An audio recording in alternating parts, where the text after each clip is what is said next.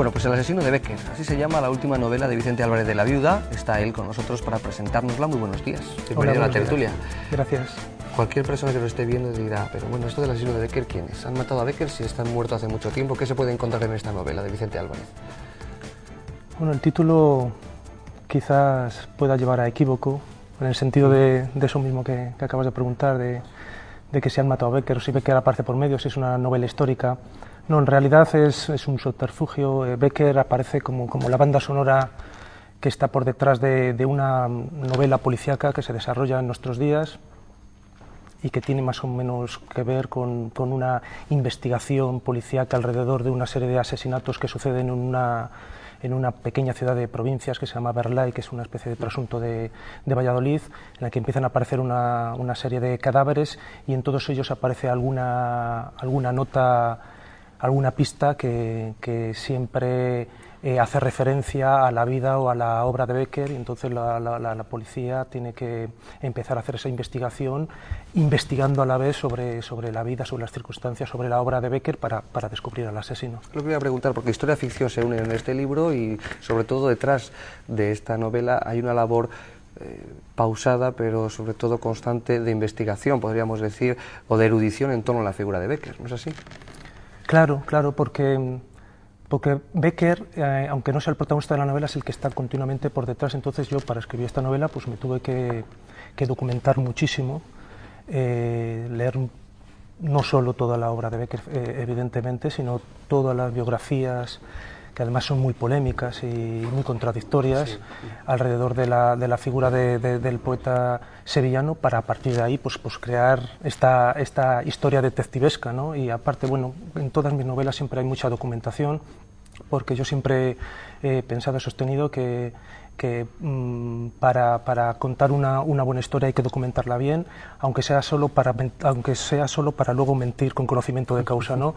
Y a pesar de que las cosas que se hablan de Bécquer en esta novela pueden parecer muy increíbles en algunos casos para la gente, por la idea que tenemos un poco romántica de la figura de Bécquer, pues aseguro que en el 90-95% de las cosas de las que comento son reales, y las cosas que sucedieron alrededor de Bécquer y la vida de Bécquer efectivamente fueron así. Bécquer llevó muy mala vida. Llevó muy mala vida. Se casó de una manera como se casó, pasó lo que pasó con Casta Esteban y luego incluso cómo acabó Casta Esteban. Claro, es decir, es un hombre que llevaba una vida fatal. Llevó muy mala vida, pero no es muy conocido esas circunstancias de la vida de Bécquer. Yo, una de las cosas que más me asombró cuando empecé a investigar Bécquer, aparte de que me sorprendieron muchísimas cosas que desconocía y que se siguen desconociendo sobre Bécquer, me llamó mucho la atención que a pesar de ser posiblemente el poeta más famoso de toda la historia de la literatura española, es muy poco conocido. O dicho de otra forma, lo que nos han vendido de Bécquer no es lo que realmente sucedió, al menos en muchas de las circunstancias, en muchos de los casos. Y un poco de eso se habla en esta novela, aunque insisto, todo forma parte de una trama en el fondo de la novela, porque lo que cuenta en la novela es la investigación policíaca. Porque aparece también el personaje de Ariel Conceiro, que no es la primera vez que aparece. En el Necronomicon nazi también aparece. Podemos decir que es el detective de libros un poco peculiar al que Vicente Álvarez recurre y va a seguir recurriendo. Sí, es Ariel Conceiro, que, como has comentado, a mí me gusta denominarle como detective de libros, que trabaja como bibliotecario y que todas las investigaciones las realiza a través de los libros, por así decirlo. Forma parte de un proyecto muy querido y muy ambicioso, que es el realizar toda una saga de novelas protagonizadas por él, en la que se van a juntar, a fundir de alguna forma las dos cosas que más me gustan a mí en el mundo de la literatura, que es, por un lado, todo lo que tiene que ver con el juego literario y metaliterario, con investigaciones en archivos, en bibliotecas, etcétera, etcétera, y por otro lado, con la otra de mis grandes pasiones, que es la novela negra y la novela policíaca, es decir, un poco casar esos dos mundos, la introspección de los archivos de las bibliotecas con la celeridad, el frenesí de todo lo que bulle en la novela policíaca. Y efectivamente forma parte de un proyecto en el que la primera novela protagonizada por Ariel Conceiro fue el Necronomicon nazi. Ahí toda la investigación fue alrededor de la figura y de la obra de Lovecraft, y en esta ocasión pues es Bécquer el que forma parte de este pequeño juego. Ya ve que en la mesa de tertulia me acompañan dos personas que saben mucho de libros y mucho de cultura, Jesús Fonseca y Fernando Conde, también tienen algo que contarle y comentarle. Jesús, maestro, ¿cómo te han denominado aquí? Bueno, muchas gracias, sois muy generosos. Esto es que me voy haciendo mayor ya.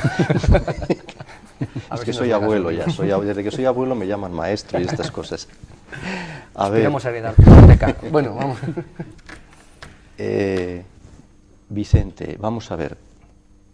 Yo creo que Gustavo Adolfo Bécquer, a mí es que me apasiona la figura de Bécquer, me parece tan español, por esa pasión, por ese desgarro, por esa capacidad para vivir la vida, para apurar el trago de la vida hasta la última gota. Es un hombre muy español, muy español. Y tú has tenido la suerte de poder investigar sobre su vida, precisamente para esta novela. A mí me parece admirable y te felicito, porque a la hora de escribir novelas las documentes, eso es muy importante. Cuando uno coge una novela y tiene músculo y verdaderamente allí hay sustancia, generalmente tiene mucho que ver con eso que tú acabas de decir, con que no se ha dejado todo a la ficción, sino que se ha documentado, aunque solo sea, me he quedado con esa frase preciosa, aunque solo sea para poder mentir, pero a sabiendas y con conocimiento de causa. Entonces te pregunto por eso, por Bécquer. ¿Qué has encontrado en esa investigación que más te haya llamado la atención de la personalidad de Gustavo Adolfo Bécquer? Uy.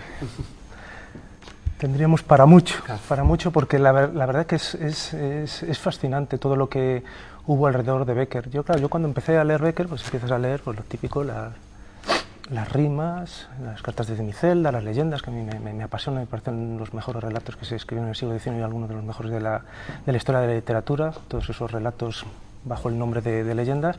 Pero claro, poco a poco yo empecé a conocer más cosas de Bécquer, según fui investigando. Claro, empecé a conocer pues que Bécquer en realidad trabajaba para periódicos y hay centenares de artículos, muchos muy interesantes y sobre temas muy confusos, muy extraños. Luego empezó a conocer que, por ejemplo, estuvo viviendo a través de hacer trabajos alimenticios, como por ejemplo hacer libretos para zarzuelas. Entonces, durante sus primeros años de estancia en Madrid, lo que trabajó fue haciendo libretos de zarzuelas. Luego cayeron en mis manos unas acuarelas pornográficas, que hay mucha controversia alrededor de ellas. Los Borbones en pelota. Los Borbones en pelota. Con Valeriano, su hermano. Con Valeriano. Valeriano es uno de los mejores pintores románticos.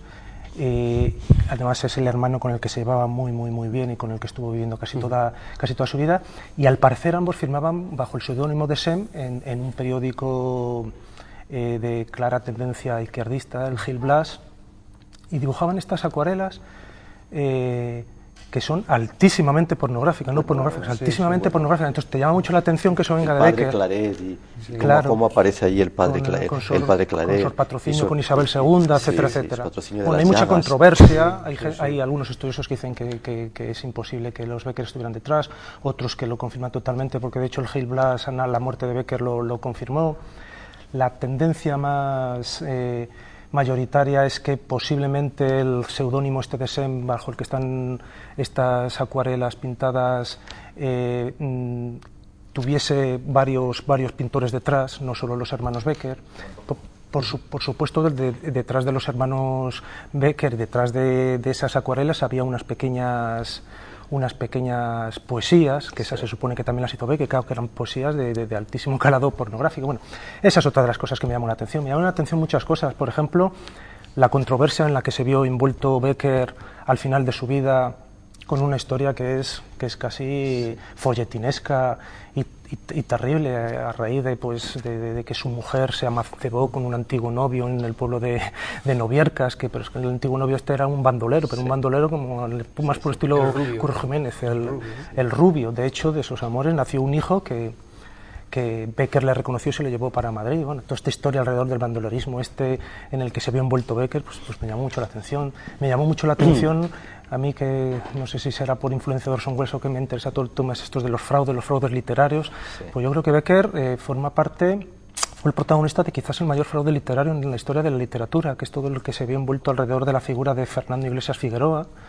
Fernando Iglesias Figueroa era un uno de los máximos, quizás el beckeriano por excelencia en los años 30 o 40, el más conocedor de Becker, y sacó una monumental novela, Páginas desconocidas de Becker, en la que aparecieron pues nuevas leyendas que él había encontrado supuestamente, la Fesalva, la voz del silencio, todas estas las conocemos porque forman parte de nuestra cultura literaria, porque era lo que dimos en la escuela.